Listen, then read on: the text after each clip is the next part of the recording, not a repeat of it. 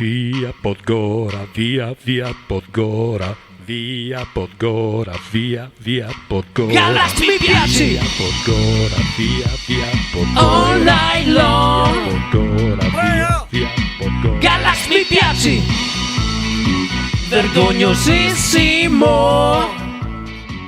Buongiorno a tutti, eccoci qua, siamo all'interno, non tanto perché ha piovuto, c'è stato temporale eccetera, però perché fuori qualcuno è andato nel nostro tavolo e Vincenzo si era un po' anche alterato, ha parlato col titolare che è venuto fuori subito, è stato mandato via perché ci sono delle priorità.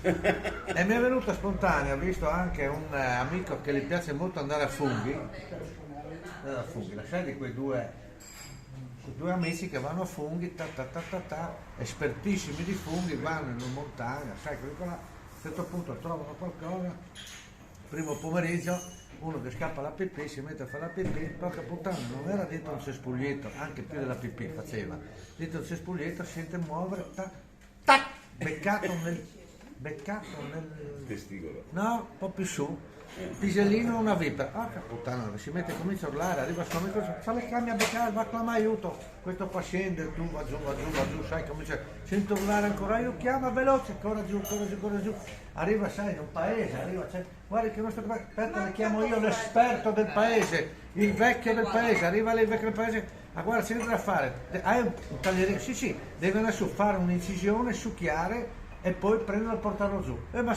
l'unico per salvarlo, tutto qua torna su, allora ci ti ha dite, mi ha detto una robe brutte che devi morire.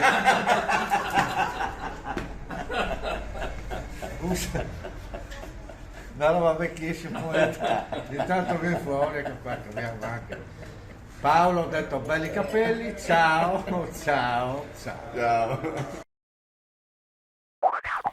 Via Podgora, via Podgora, via Podgora, via Podgora. Galax mi piaci! Via Podgora, via Podgora. All night long! Via Podgora, via Podgora. Galax mi piaci! Vergognosissimo!